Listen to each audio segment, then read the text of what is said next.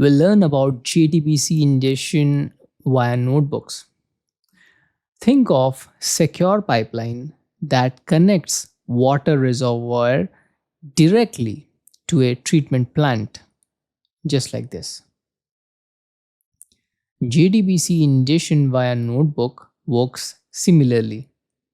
It uses JDBC drivers to connect relational databases and stream structured data into Databricks.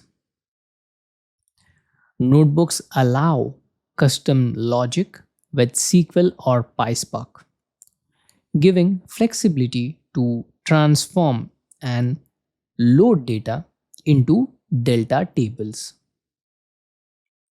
This approach ensures controlled, tailored ingestion from enterprise databases into governed pipelines. Let's meet in our next lecture.